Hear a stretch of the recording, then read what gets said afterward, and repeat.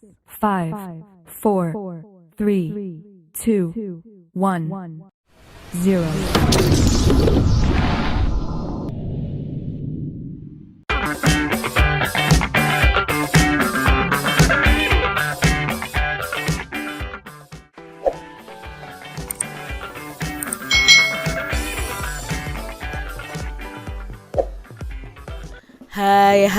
Hai, selamat datang di channel YouTube Kak Citra.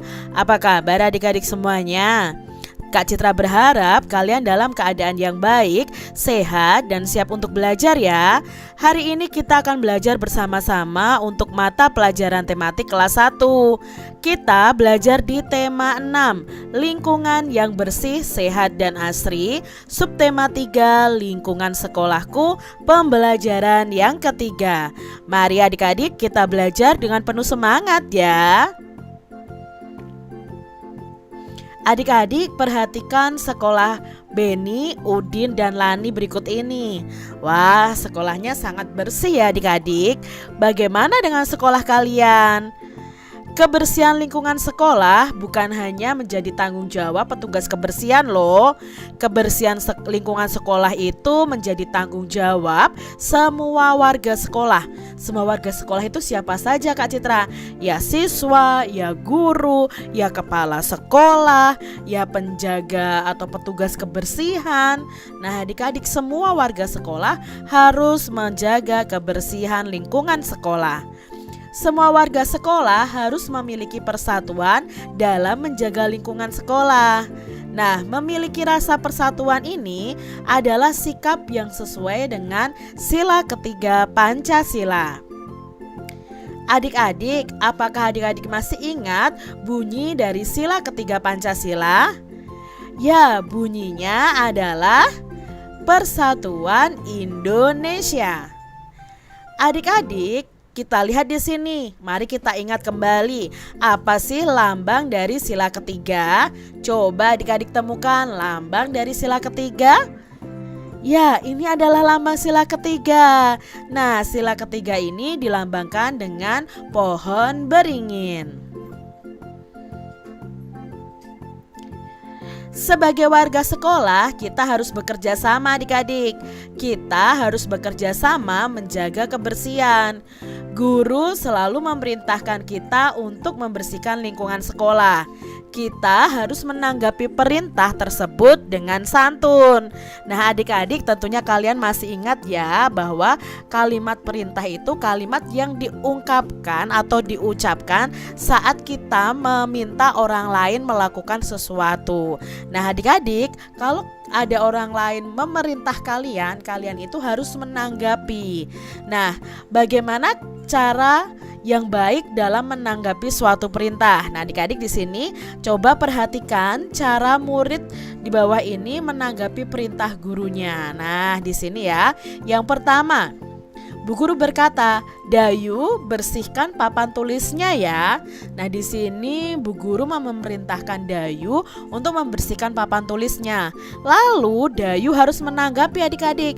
Nah, tanggapan Dayu seperti ini. "Ya Bu, segera saya laksanakan." Contoh berikutnya adik-adik. Bu Guru berkata, "Edo, jangan lupa bersihkan bekas pekerjaanmu." Ini kalimat perintah yang diucapkan Bu Guru. Lalu tanggapan Edo adalah, "Siap Bu." Nah, ini tanggapannya Edo. Contoh berikutnya.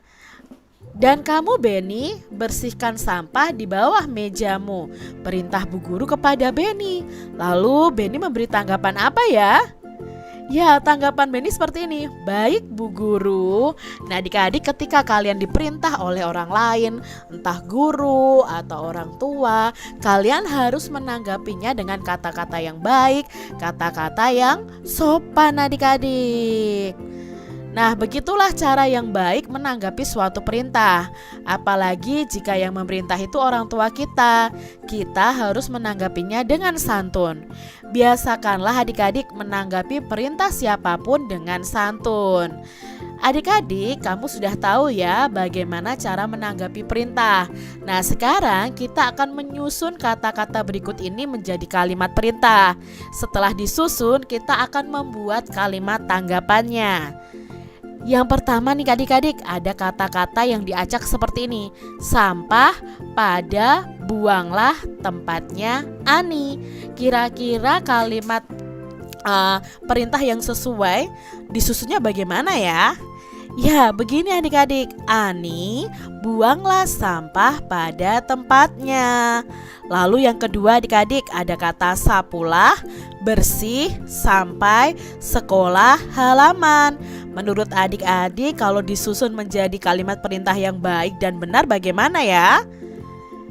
Ya, sapulah halaman sekolah sampai bersih. Yang ketiga adik-adik, ada kata sepatumu, rak, letakkan, Beni, di. Bagaimana ya kalimat perintah yang sesuai nih adik-adik kalau disusun dengan benar? Ya, Beni, letakkan sepatumu di rak, ya, seperti itu. Yang keempat, rapikan, selesai, mejamu, kembali bekerja. Kira-kira bagaimana ya kata-kata ini disusun menjadi kalimat perintah? Ya, rapikan kembali mejamu, selesai bekerja. Nah, adik-adik, di sini kita sudah menyusunnya menjadi kalimat perintah. Nah, sekarang kita akan belajar untuk menanggapinya adik-adik. Yang pertama, kalimat perintahnya tadi adalah Ani, buanglah sampah pada tempatnya. Nah, tanggapannya bagaimana ya si Ani ini? Nah, Ani bisa menanggapi begini. Baik Bu, saya akan buang sampah pada tempatnya. Lalu kalimat perintah yang kedua, sapulah halaman sekolah sampai bersih.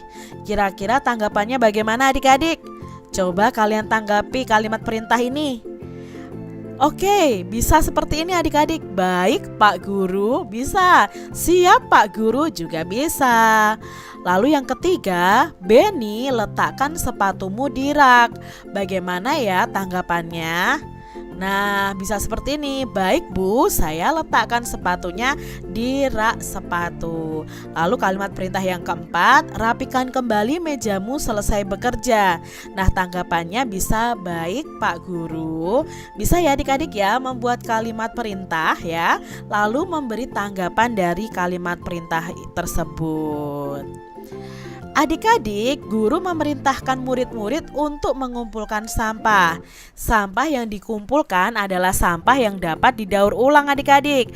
Misalnya ada sampah plastik, kaleng, kertas, atau kardus. Nah, sampah-sampah tersebut mempunyai berat yang berbeda. Berat sampah itu dapat diukur loh adik-adik menggunakan timbangan sederhana. Kok timbangan sederhana itu bagaimana ya? Yuk kita perhatikan.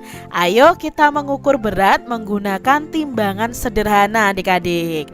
Nah, di sini yang perlu kalian siapkan adalah gantungan baju, kelereng, koin, kantong plastik transparan atau kantong plastik yang tidak hitam yang kelihatan adik-adik.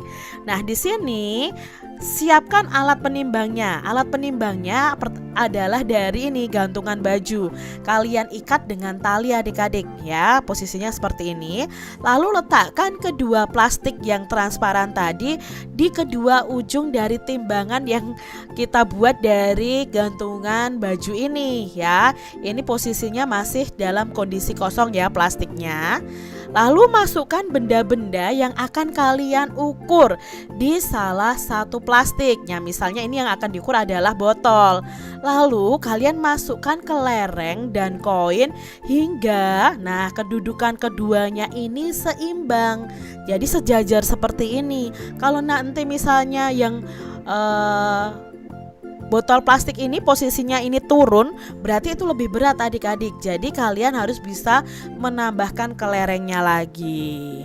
Nah, kalian bisa mencatat, misalnya kalian menimbang apa, berapa sih berat bendanya. Misalnya yang kalian timbang misalnya tadi botol, lalu kalian masukkan kelereng. Nah, seimbangnya itu sampai kelereng berjumlah berapa, kalian bisa hitung adik-adik dan buat tabel seperti ini. Adik-adik, sekarang kalau kalian sudah tahu cara mengukur berat dengan timbangan sederhana, kalian akan menentukan mana benda yang paling berat dan yang paling ringan. Nah, di sini adik-adik, kita akan menjawab dengan cara memberikan tanda centang pada benda yang lebih berat adik-adik ya. Yang lebih berat, perhatikan di sini. Botol A ya, berat botol A ini beratnya itu adalah ada 7 kelereng, 1, 2, 3, 4, 5, 6, 7. Sedangkan berat B atau berat kaleng ini adalah 5 kelereng. Jadi menurut adik-adik mana yang lebih berat? Dari gambar A yaitu botol atau gambar B yaitu kaleng? Kalau di sini botolnya 7 kelereng, kalengnya 5 kelereng, berarti yang lebih berat adalah botolnya. Maka yang lebih berat adalah yang A, gambar A adik-adik. Lalu yang kedua adik-adik. Nah, di sini ada kertas. Berat kertas yang digambar A ada berapa adik-adik? Ya, ada 3 kelereng. Lalu ada kardus. Berapa berat kardus ini? 5 kelereng. Nah, mana yang lebih berat adik-adik? 3 kelereng milik kertas atau 5 kelereng milik kardus? Ya, 5 kelereng milik kardus. Berarti yang lebih berat adalah yang B. Kita lihat contoh berikutnya adik-adik. Yang ketiga ya. Berat A adalah berapa kelereng ini? Ya, 5 kelereng ya, kardus A ini 5 kelereng. Lalu di sini ada kardus dan kaleng. Nah, beratnya berapa kelereng adik-adik? Ya, ada 8 kelereng. Mana yang lebih berat adik-adik? Apakah yang A 5 kelereng atau B 8 kelereng? Ya, yang B adik-adik, yang 8 kelereng. Berarti yang lebih berat adalah 2 kaleng ini dan kardus. Kita lihat nomor 4 adik-adik. Nah, amati dulu adik-adik. Sekarang lihat gambar yang A. Beratnya berapa kelereng ya? Iya, beratnya 5 kelereng. Lalu gambar yang B, beratnya berapa kelereng? Iya, beratnya hanya 3 kelereng. Mana yang lebih berat? Ya, yang lebih berat adalah yang A. Berarti kotak jus ini lebih berat daripada ini apa adik-adik, botol gelas ya, minuman gelas gitu ya. Nah, ini yang lebih berat yang A. Kita lihat gambar yang kelima adik-adik. Nah, gambar kelima ini nih. Menurut adik-adik, berapa sih berat A ini berdasarkan jumlah kelerengnya?